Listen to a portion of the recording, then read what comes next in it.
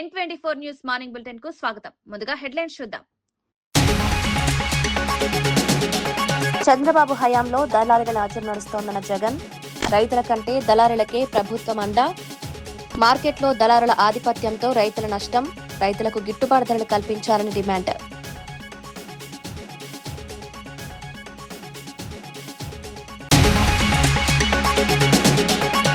దేశ విద్యా వ్యవస్థ నిర్వీర్యమైందన్న రాహుల్ గాంధీ, పేపర్ లీకేజ్లతో విద్యార్థుల భవిష్యత్తు ప్రమాదం, విద్యా వ్యవస్థలో సమూల మార్పులు తీసుకురావాలని డిమాండ్, పేపర్ లీకేజ్లపై కఠిన చట్టాలు.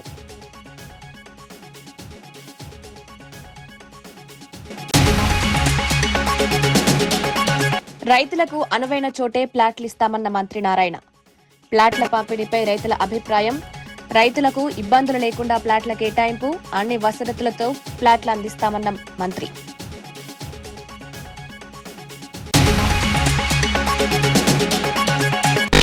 బీసీల సంక్షేమానికి చంద్రబాబు పెద్దపీట వేస్తున్నారన్న బాలాజీ, బీసీల అభివృద్ధికి కూటమికి ప్రభుత్వం కట్టుబాటు, మరిన్ని అవకాశాలు కల్పిస్తామన్న నూకసాని బాలాజీ, బీసీల సంక్షేమమే ప్రభుత్వ ప్రధాన లక్ష్యం.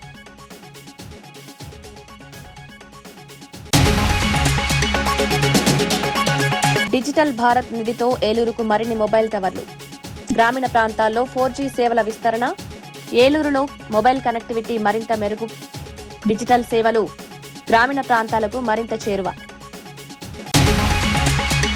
మాజీ ముఖ్యమంత్రి వైఎస్ జగన్మోహన్ రెడ్డి కూటమి ప్రభుత్వంపై తీవ్ర విమర్శలు చేశారు. చంద్రబాబు నాయుడు అధికారంలోకి వచ్చినప్పుడల్లా వ్యాపారులు దళారుల సిండికేట్ కు కొమ్ములు కాస్తున్నాయని ఆరోపించారు. ప్రభుత్వం రైతులకు అండగా నిలవాల్సిన సమయంలో దళారీలకు అండగా నిలుస్తోందని విమర్శించారు. బాబు చెప్పేది చెప్తుంటాడు, మనం చేసేది చేస్తామనే ధైర్యంతో దళారులు రైతులను నిలువ దోచుకుంటున్నారని అన్నారు. పొగాకు, ఆక్వా, వరి, ఇతర పంటలేవి పండించినా రైతులకు గిట్టుబాటు ధర దక్కించడం లేదని ఆవేదన వ్యక్తం చేశారు. మార్కెట్లో దళారుల ఆధిపత్యం పెరగడంతో రైతులు తీవ్రంగా నష్టపోతున్నారని పేర్కొన్నారు. రైతుల శ్రమకు తగిన ప్రతిఫలం అందేలా ప్రభుత్వం మార్కెట్ వ్యవస్థను పటిష్టం చేయాలని, మధ్యవర్తుల దోపిడీని అరికట్టాలని డిమాండ్ చేశారు. అసలు టొబాకో బోర్డు ఎందుకు పెట్టినారు? టొబాకో బోర్డులో రైతులకు మంచి జరగాలి అనే ఉద్దేశంతో వ్యాపారులను ఒక ప్లాట్ఫామ్ ఎందుకు తీసుకొచ్చి ఆ ప్లాట్ఫామ్లో వివిధ రకాల వ్యాపారాలు పార్టిసిపేట్ చేస్తే ఆ వ్యాపారులు పార్టిసిపేట్ చేసిన నేపథ్యంలో కాంపిటీషన్ క్రియేట్ అవుతుందని, తద్వారా రైతులకు మేలు జరుగుతుందనే ఉద్దేశంతో టొబాకో బోర్డు అనేది క్రియేషన్ అనేది జరిగింది. కానీ చంద్రబాబు నాయుడు గారి ప్రభుత్వ పుణ్యాన ఏ రకంగా పరిస్థితి మారిపోయిందనంటే, చంద్రబాబు నాయుడు గారు అధికారంలోకి వస్తూనే ఈ సిండికేట్కి అందరికీ కూడా కొమ్ములు వస్తాయి.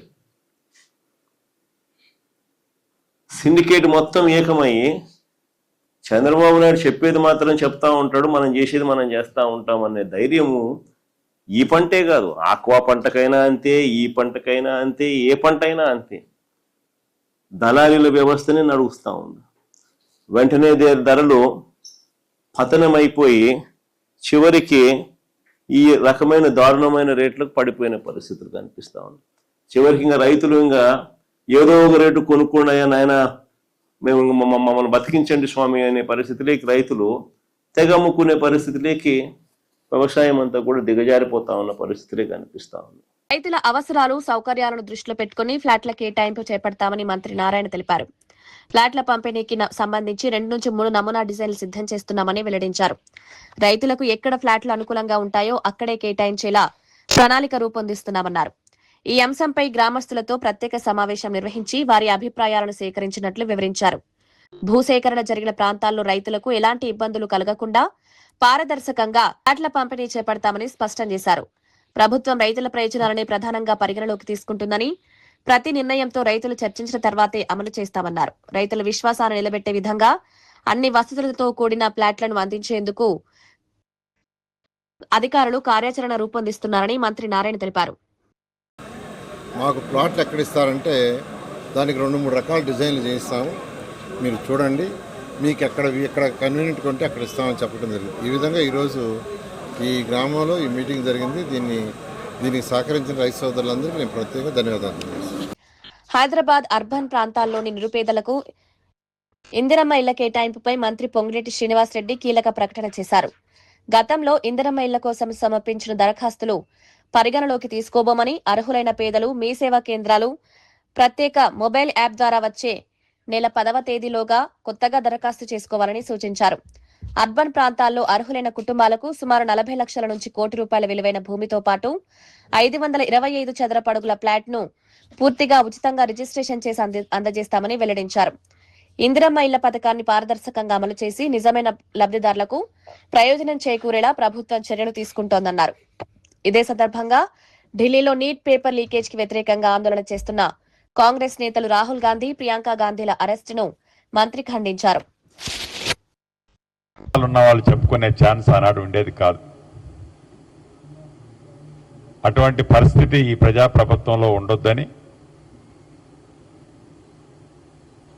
గాంధీ భవన్లో కూడా ఈ కార్యక్రమాన్ని, ఒక మంచి కార్యక్రమాన్ని మా పిసిసి అధ్యక్షుల వారు చేపట్టడం, దానికి వీలైనంత వరకు మంత్రులందరం అటెండ్ అవటం జరుగుతుంది. దాంట్లో భాగంగా నా శాఖకు సంబంధించిందే కాకుండా ఈరోజు ఆ కార్యక్రమంలో నేను పాల్పంచుకున్నాను. ప్రధానంగా ఇక్కడ 2-3 అంశాలు నాకు అర్థమైంది. ఇల్లు, పేదవాడి ఆత్మగౌరవానికి చిహ్నంగా ఒక ఇల్లు కావాలనే ఒక ఆలోచన ఏదైతే ఉందో, ఇందిరమ్మ ప్రభుత్వమే ఆ ఆలోచన నెరవేర్చదని ప్రగాఢ విశ్వాసము, నమ్మకము ఈనాడు తెలంగాణ రాష్ట్రంలో రూరల్తో పాటు అర్బన్లో కూడా ఉంది. ప్రభుత్వం ఏర్పడిన మొదట్లోనే గౌరవ ముఖ్యమంత్రి రేవంత్ రెడ్డి గారి నాయకత్వంలోని మన ప్రభుత్వం మొదటి విడత 4.5 లక్షల ఇళ్లు, రెండో విడత 2.5 లక్షల ఇళ్లు, 7 లక్షల ఇళ్లు ఇళ్ల స్థలం ఉన్న వారికి కేటాయించడం జరిగింది. ఇక అర్బన్కు వచ్చేసరికి ఇళ్ల స్థలాలు నిరుపేదలకు ఉండవు. ఇళ్ల స్థలం కావాలంటేనే 2-3 కోట్లు. అటువంటి పరిస్థితుల్లో అర్బన్లో కూడా నిరుపేదల యొక్క కోరికలాగానే కంటిన్యూ అవుతూ ఆనాటి ప్రభుత్వం అరాకొర వాళ్ళ జీవనోపాధికి నివసించే ప్రాంతం నుంచి సుమారు 35 నుంచి 40 కిలోమీటర్ల దూరంలో ప్రభుత్వ భూమి మాకు 7 ఉంది కాబట్టి అని ఆడ కట్టి ఇళ్ళు ఇస్తే దాంట్లో 60 నుంచి 70% ఇళ్ళు అలాట్ చేసిన వాళ్ళు కూడా వాళ్ళ సొంత ఇల్లు కల నెరవేరలేకపోయింది. దాన్ని దృష్టిలో పెట్టుకొని అర్బన్లో కూడా 2 రోజుల క్రితం గౌరవ ముఖ్యమంత్రి గారు, రాష్ట్ర సహచార కేబినెట్ల సహకారము, వారి ఆలోచనకు అనుగుణంగా ఎకరము 200 కోట్లున్నా 300 కోట్లున్నా ఏ పేదవాడైతే పుట్టి పెరిగి ఆ స్థానంలో నివసిస్తున్నాడో అక్కడే ఇల్లు కట్టిస్తామని హామీ ఇచ్చి మొదటి విడత ఇచ్చిన 1,00,000 ఇళ్లకి పైలట్ కింద 16 నియోజకవర్గాల్లో పారదర్శకంగా నిరుపేదలు ఎవరైతే ఉన్నారో వారు ఏ నియోజకవర్గం వాళ్ళు ఆ నియోజకవర్గంలోనే కొత్తగా అప్లికేషన్లు చేసుకోవాలి. ఇవాళ నేను గాంధీ భవన్లో అడ్రస్ చేసిన దాంట్లో చాలా మంది నాకు వచ్చి, అయ్యా అప్పుడెప్పుడో అప్లై చేసుకున్నాము 3 ఏళ్ల క్రితం 4 ఏళ్ల క్రితం అని ఆ నిరుపేదల కుటుంబ సభ్యులు అడుగుతున్నారు. సో ఆ అప్లై చేసిన డేటా అనేది ఇక్కడ ఉండదు. దానికి సంబంధించిన అంశము ఆనాడు వారు డబుల్ బెడ్రూమ్ అని ఏవైతే మాయమాటలు చెప్పారో అది వాళ్ళు ఫుల్ఫిల్ చేయలేక గాలికి వదిలేసిపోయారు. మనం అలా కాకుండా ఏ కొత్త కాన్సెప్ట్ ఒకటి మొన్న 2 డేస్ బ్యాక్ లాంచ్ చేశామో అది మీ మొబైల్ ఫోన్ నుంచి కానీ, మీ సేవ నుంచి కానీ, లేకుంటే మీకు వెబ్సైట్ ఉంటే ఆ వెబ్సైట్ నుంచి కానీ మీరు అప్లికేషన్లు అప్లోడ్ ఇప్పుడు చేసుకోవాల్సిన అవసరం ఉందని హైదరాబాద్ కోరు ప్రాంతంలో ఉండే నా నిరుపేదలకి ఈ వేదిక ద్వారా మరొకసారి విజ్ఞప్తి చేస్తున్నాను. చేసిన పక్షంలో పారదర్శకంగా 360 డిగ్రీల్లో వెట్ చేసి ఏ నిరుపేదల కోసమైతే ఈ బహుత్తరమైన కార్యక్రమం అన్డివైడెడ్ షేర్ ల్యాండ్ అది 40 లక్షల నుంచి ₹1 కోటి వరకు ఉంటుంది. ఆ నిరుపేదలకు మనం రిజిస్ట్రేషన్ చేసే ల్యాండ్ కాస్ట్ 40 లక్షల నుంచి ₹1 కోటి వరకు చేసే అన్డివైడెడ్ ల్యాండ్ షేర్తో పాటు 525 చదరపు అడుగులకు సంబంధించిన ప్లాట్ని 10 సంవత్సరాలు అమ్ముకోకుండా ఉండే విధంగా రిజిస్టర్ డాక్యుమెంటే చేస్తున్నాము. దయచేసి మీరు గమనించాల్సింది, గతంలో మేము మీ సేవలో చేశాము అనే కాన్సెప్ట్, మేము చేశామనే కాన్సెప్ట్లోనే మీరున్నారు. అలా మీ సేవలో ఆ రోజు చేయటం కాదు, ఈ రోజే ఇంకా 11వ తారీఖు వరకు, వచ్చే నెల 11వ తారీఖు వరకు ఆప్షన్ ఉంది, 10వ తారీఖు వరకు అనుకుంటాను. కాబట్టి దయచేసి ఆంధ్రప్రదేశ్లో బీసీల అభివృద్ధి సంక్షేమానికి ముఖ్యమంత్రి నారా చంద్రబాబు నాయుడు అత్యంత ప్రాధాన్యమిస్తున్నారని AP tourism development corporation chairman doctor Nookasani Balaji అన్నారు. మీడియాతో మాట్లాడుతూ బీసీ వర్గాలకు చంద్రబాబు ఎల్లప్పుడూ పెద్దన్నలా అండగా నిలుస్తున్నారని కొనియాడారు.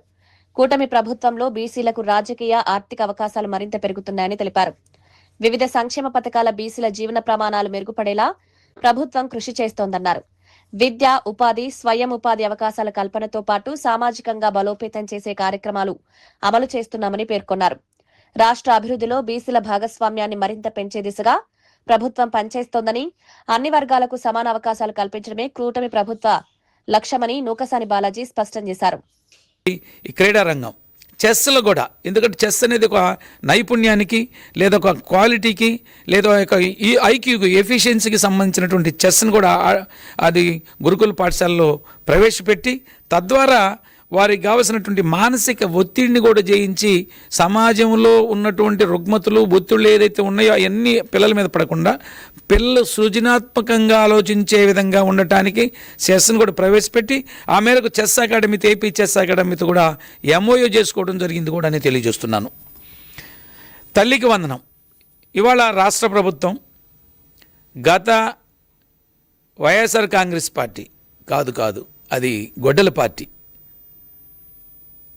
హామీ ఇచ్చే ఎన్నికల్లో తల్లికి వందనం ఎంతమంది బిడ్డలుంటే అంతమందికి ఇస్తానని చెప్పి తూచి ఇది కాదని చెప్పి మరలా ఒక్కరికి అందజేస్తే గౌరవ ముఖ్యమంత్రి చంద్రబాబు నాయుడు గారు ఎన్నికల్లో ఇచ్చిన ఆమె ఎంతమంది పిల్లలుంటే అంతమందికి తల్లికి వందనం ఇస్తామని, లేదా 10 లక్షల కోట్ల పైచిలుకు జగన్మోహన్ రెడ్డి గారు అప్పులు మయంగా చేసిపోతే ఈ రాష్ట్రాన్ని తన అవసరాల కోసం విలాసవంతంగా మీరు చూస్తే రిషికొండలో ఆయన విలాసవంతమైన జీవితానికి ఉండటానికి 500 కోట్ల రూపాయలు ఖర్చు పెట్టారు. దాని నుండి రిసార్ట్స్, హోటల్స్ని ధ్వంసం చేసి సుమారు 1000 కోట్ల రూపాయలు దుర్వినియోగించిన జగన్మోహన్ రెడ్డి అదేవిధంగా తల్లికి వందనం ఇస్తానని ఎగనామం పెట్టి ఒకరికి ఇస్తే గౌరవ ముఖ్యమంత్రి చంద్రబాబు నాయుడు గారు ఇవాళ 67.27 లక్షల మందికి 65,000 కోట్ల రూపాయలు తల్లికి వందనం ఇస్తున్నారు. ఈరోజు కూడా తల్లికి వందనాన్ని 67.27 లక్షల మందికి 65,000 కోట్ల రూపాయలు రిలీజ్ చేసి ఆ బిడ్డలకి అండగా ఉన్నటువంటి పరిస్థితి. ఎంతమంది బిడ్డలున్నా, ఒక కుటుంబంలో అయితే 12 మంది ఏదో ఉన్నారు, వాళ్ళకు కూడా ఈ 15,000 రూపాయలు అందజేసినటువంటి పరిస్థితి. దీంట్లో ప్రధానంగా 65,000 కోట్లు ఏదైతే ఇస్తున్నామో, 67.27 లక్షల మందికి అందిస్తున్నామో దాంట్లో 50% మా బీసీ బిడ్డలు, బీసీ తల్లులు అందుకుంటున్నారనే విషయం కూడా తెలియజేస్తున్నాను. ఇది చాలా సంతోషం. సమాజంలో ఉండే 50% బీసీలు కూడా ఇవాళ విద్య ద్వారా రాకపోయి, విద్య లేకపోయి ఉంటే అవకాశాలు రావు. విద్యలో కూడా బీసీలను ముందుకు తీసుకెళ్తాం కాబట్టి ఈ ప్రభుత్వం తద్వారా ఇవాళ 65,000 కోట్లు సుమారు 35,000 కోట్ల రూపాయలు బీసీలు అందుకుంటున్నారు. 67.27 లక్షల్లో 37 లక్షల మంది బీసీలు ఈ పథకాన్ని అందుకుంటున్న విషయాన్ని రాష్ట్ర ప్రజలు గమనించాలి. ప్రత్యేకించి బడుగు బలహీన వర్గాల సోదరులు ఈ యొక్క విషయాన్ని ఆకలింపు చేసుకోవాలి, అర్థం చేసుకోవాలి. ఈ ప్రభుత్వం బీసీల కోసం చేసే కృషిని దృష్టిలో పెట్టుకోవాలని కూడా నేను ప్రత్యేకించి బలహీన వర్గాల సోదరులకి, తల్లిదండ్రులకి ఒక విజ్ఞప్తి చేస్తున్నాను. వారికి విద్యా మిత్ర కిట్లు కూడా అందజేస్తున్నాం. అదేవిధంగా ఈ గురుకుల పాఠశాల ఏదైతే ఉన్నాయో వాటిని కూడా జూనియర్ కాలేజీలుగా అప్గ్రేడ్ చేసేసాం.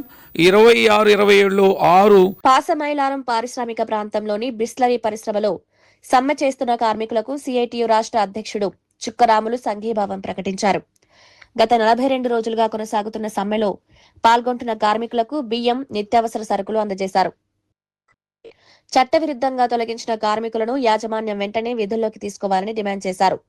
పరిశ్రమల్లో ఉత్పత్తి కార్మికుల శ్రమతోనే సాధ్యమవుతుందని, వారి హక్కులను కాపాడాల్సిన బాధ్యత యాజమాన్యంపై ఉందన్నారు. కార్మికుల న్యాయమైన డిమాండ్లను పట్టించుకోకుండా మొండి వైఖరి ప్రదర్శించడం సరికాదని హెచ్చరించారు. చర్చల ద్వారా సమస్యలను పరిష్కరించాలని, లేకపోతే రాష్ట్ర వ్యాప్తంగా ఉద్యమాన్ని మరింత ఉధృతం చేస్తామని స్పష్టం చేశారు. ఇవాళ సేవా రంగాలైనా, ఉత్పత్తి రంగాలైనా ఈ సమాజం మనుగడ సాధిస్తున్నామనంటే అది కార్మికుల యొక్క శ్రమశక్తి ద్వారానే ఈ సమాజం ముందుకు పోయేటువంటి పరిస్థితి ఉంది. మరి ఇట్లాంటి కార్మికుల యొక్క శ్రమను యాజమాన్యాలు వాడుకుంటున్న సందర్భంలో ఏ పద్ధతులు అవలంబించాలో మనకు కొన్ని చట్టాలు ఉన్నాయి. బ్రిటిష్ కాలం నుంచి కూడా కొట్లాడి మనం ట్రేడ్ యూనియన్ యాక్ట్ తెచ్చుకున్నాం. 1926 సంవత్సరంలోనే బ్రిటిష్ ప్రభుత్వం ఉన్న రోజుల్లో బ్రిటిష్ పాలకులకు వ్యతిరేకంగా ఆనాడు కార్మిక వర్గం కొట్లాడి సంఘం పెట్టుకునేటువంటి హక్కు సాధించుకున్నాం.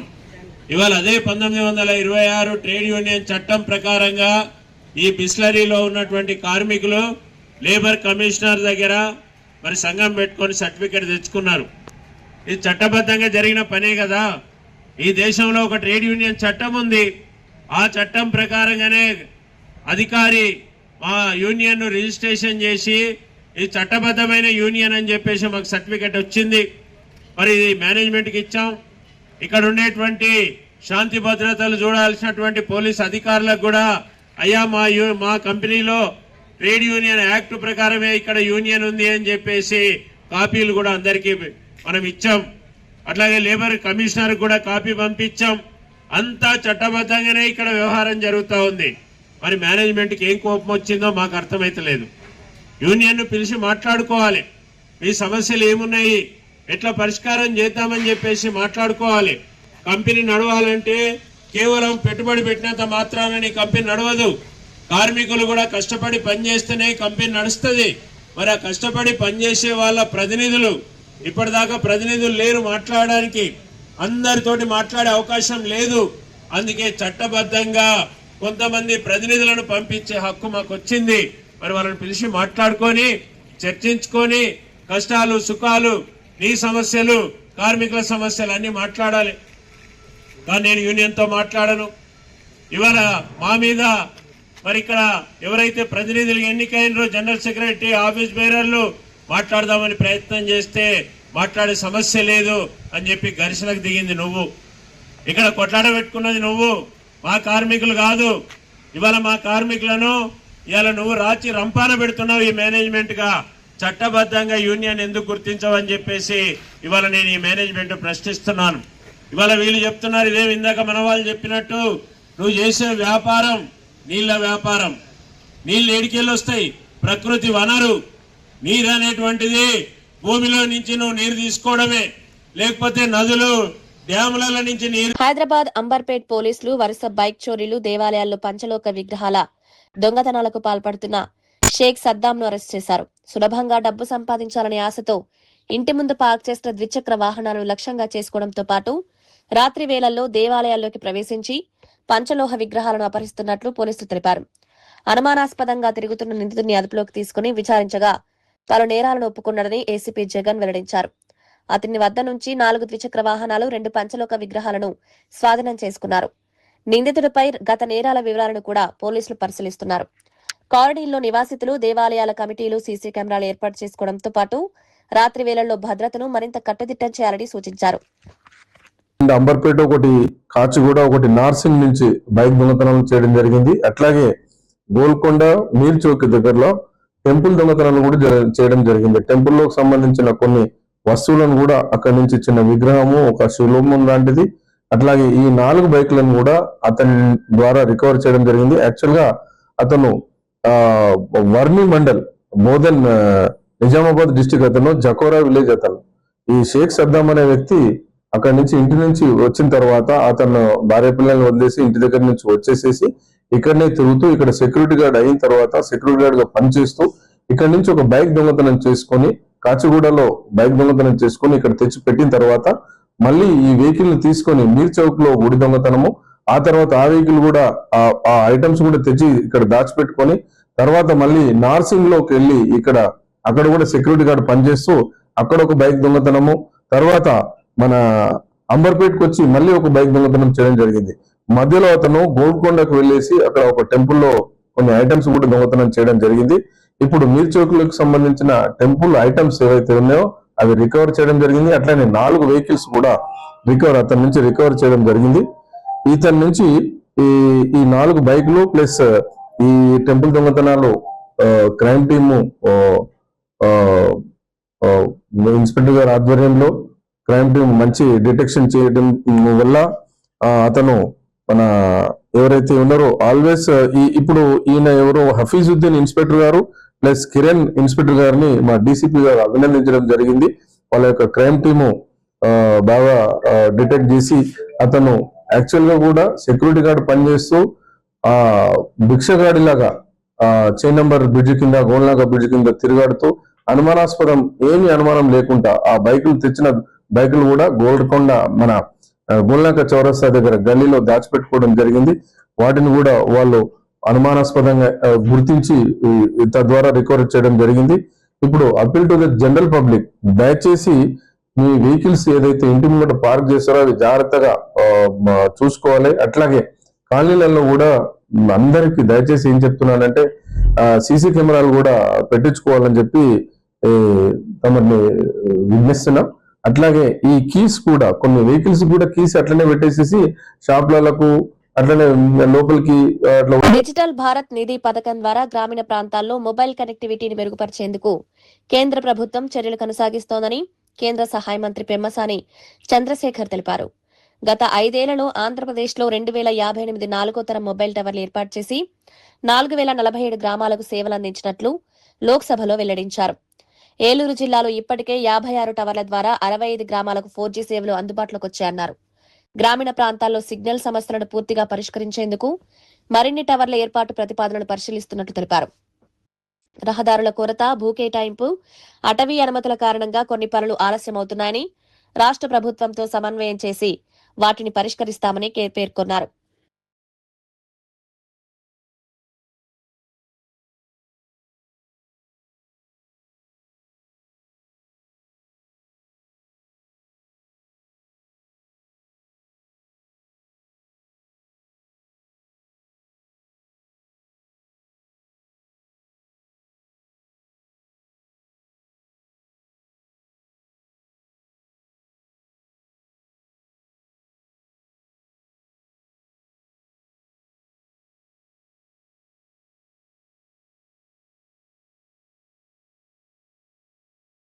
ప్రజాస్వామ్యంలో ప్రతి పౌరుడికి ప్రశ్నించే హక్కు, నిరసన తెలిపే హక్కు, తమ హక్కుల కోసం పోరాటే హక్కును రాజ్యాంగం కల్పించిందని టీపీసీసీ ఫిషర్మెన్ కాంగ్రెస్ చైర్మన్ మెట్టు సాయి కుమార్ అన్నారు. శాంతియుతంగా ఆందోళనలు నిర్వహిస్తున్న వారిపై బీజేపీ నాయకులు కర్రలు, రాళ్లతో దాడులకు పాల్పడడం ప్రజాస్వామ్య విలువలకు విరుద్దమని విమర్శించారు.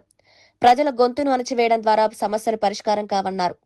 ప్రజాస్వామ్యంలో విభిన్న అభిప్రాయాలను గౌరవించడం ప్రతి ప్రభుత్వ బాధ్యత అని పేర్కొన్నారు. ప్రజలు తమ హక్కుల కోసం శాంతియుతంగా నిరసన వ్యక్తం చేస్తే వారిని రక్షించాల్సింది పోయి దాడులు జరగడం ఆందోళనకరమన్నారు. రాజకీయ భేదాలకు అతీతంగా ప్రజాస్వామ్య హక్కులను పరిరక్షించాలని, శాంతి భద్రతలను కాపాడాలని ప్రభుత్వాన్ని కోరారు. మీలాంటి చిత్త నాయకత్వానికి ప్రజల బుద్ధి చెప్తాను.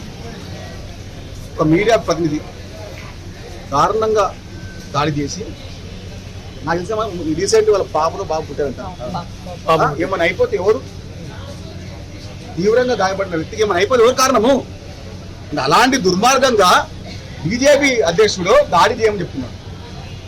రామచంద్రరావు గారు మిమ్మల్ని గుర్తుపట్టరు ఎవరు? ప్రజాస్వామ్యబద్ధంగా 22 లక్షల మంది ఢిల్లీలో రాజధానిలో ధర్నా. బీఆర్ఎస్ మాజీ ఎమ్మెల్యే బొల్లం మల్లయ్య తెలంగాణ ముఖ్యమంత్రి రేవంత్ రెడ్డిపై తీవ్ర విమర్శలు చేశారు. ముఖ్యమంత్రి మానసిక అయోమయంలో ఉన్నట్లు కనిపిస్తోందని, ఒకవైపు ప్రధాని నరేంద్ర మోదీని, మరోవైపు కాంగ్రెస్ అధిష్టానాన్ని మెప్పించేందుకు ప్రయత్నిస్తున్నారని ఆరోపించారు.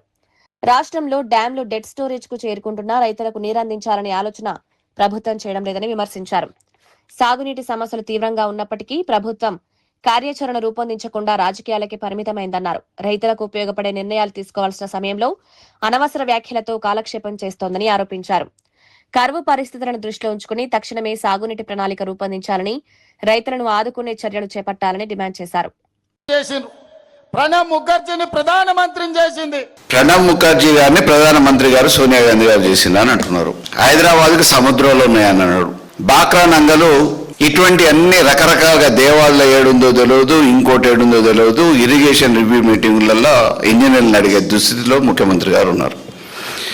ఇటువంటి ముఖ్యమంత్రి మన రాష్ట్రాన్ని పరిపాలించటం ఈ తెలంగాణ ప్రజలు శాపమో పాపమో తెలియదు. కానీ ఈరోజు వారు అధిష్టానాన్ని మెప్పించడానికి, అటు మోడీ గారిని మెప్పించడానికి నానా తంటాలు పడుతున్నారు అబద్ధాలతో, మానసిక స్థితి కోల్పోయి. అందుకే అంటున్నాం, ఇది కాలం తెచ్చిన కరువు కాదు, కాంగ్రెస్ తెచ్చిన కరువు. వారి అలసత్వం, వారి మొద్దు నిద్ర, కాంగ్రెస్ పాపం, ఖరీదు ఏంది? రాహుల్ గాంధీ అరెస్టును ఖండిస్తూ ప్రభుత్వ విప్ ఆది శ్రీనివాస్ కేంద్ర ప్రభుత్వంపై తీవ్ర విమర్శలు చేశారు. నీట్ పరీక్ష పేపర్ లీకేజ్ వ్యవహారానికి నైతిక బాధ్యత వహిస్తూ కేంద్ర విద్యాశాఖ మంత్రి ధర్మేంద్ర ప్రధాన్ వెంటనే రాజీనామా చేయాలని డిమాండ్ చేశారు.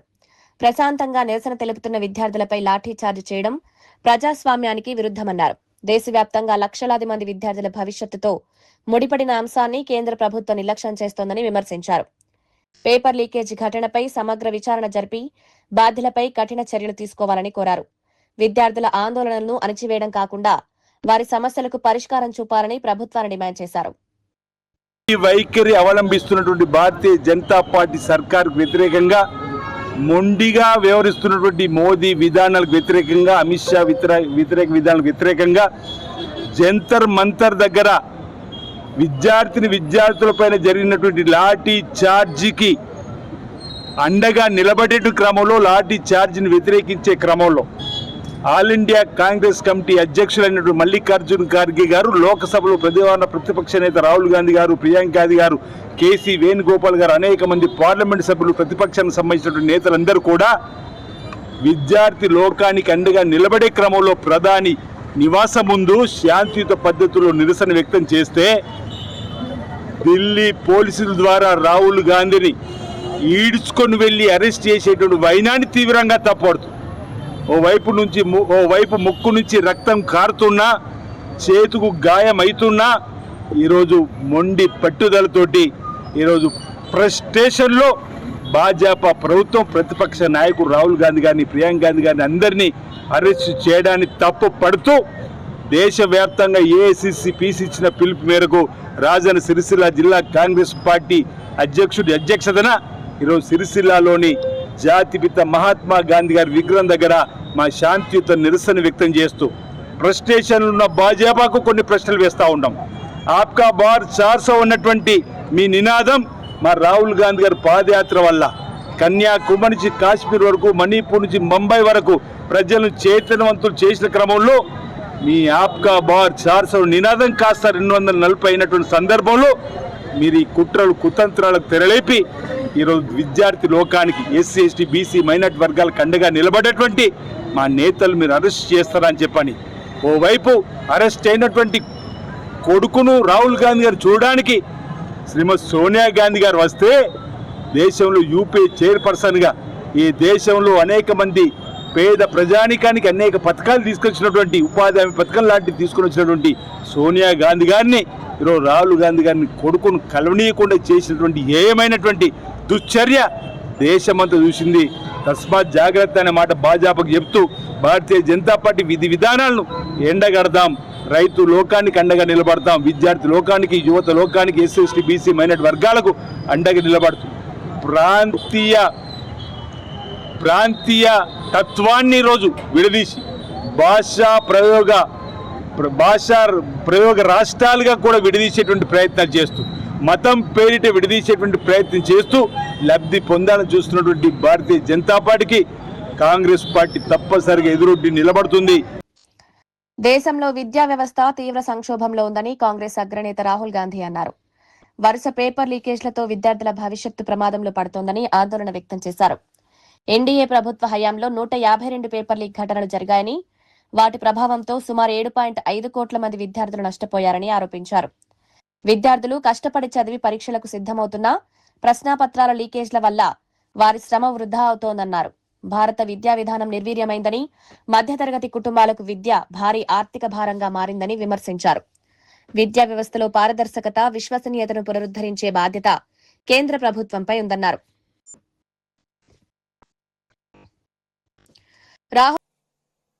It's a superficial proof because we don't actually know the exact number. But what we do know is that 152 paper leaks have taken place over the last decade. If you do the math,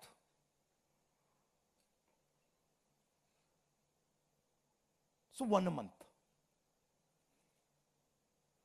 month approximately. Every month, lakhs of students are told that all the stress that you went through, you're going to have to go through again. And after that, they told, we really don't care. We don't care if there's a re-exam. We don't care how much you have to wait. We don't give a damn.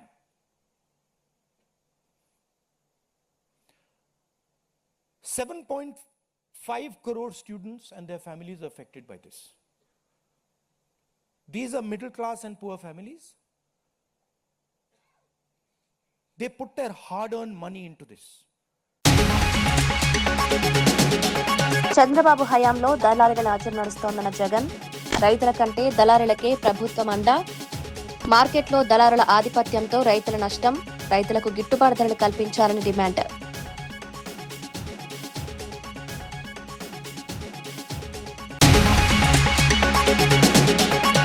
దేశ విద్యా వ్యవస్థ నిర్వీర్యమైందన్న Rahul Gandhi, paper లీకేజ్లతో విద్యార్థుల భవిష్యత్తు ప్రమాదం, విద్యా వ్యవస్థలో సమూల మార్పులు తీసుకురావాలని డిమాండ్.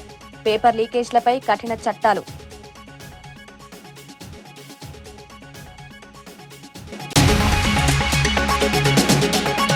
రైతులకు అనువైన చోటే ప్లాట్లు ఇస్తామన్న మంత్రి నారాయణ, ప్లాట్ల పంపిణీపై రైతుల అభిప్రాయం, రైతులకు ఇబ్బందులు లేకుండా ప్లాట్ల కేటాయింపు, అన్ని వసతులతో ప్లాట్లు అందిస్తామన్న మంత్రి.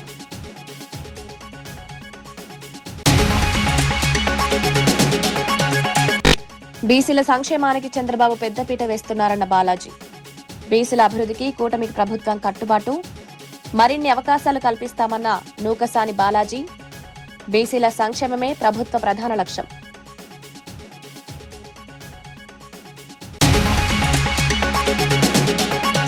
డిజిటల్ భారత్ నిధితో ఏలూరుకు మరిన్ని మొబైల్ టవర్లు, గ్రామీణ ప్రాంతాల్లో 4G సేవల విస్తరణ, ఏలూరులో మొబైల్ కనెక్టివిటీ మరింత మెరుగు, డిజిటల్ సేవలు గ్రామీణ ప్రాంతాలకు మరింత చేరువ. నమస్కారం. మ్యాట్రిక్స్ టీవీ మార్నింగ్ బులెటిన్ కు స్వాగతం. ముందుగా ప్రధాన వార్తలు చూద్దాం.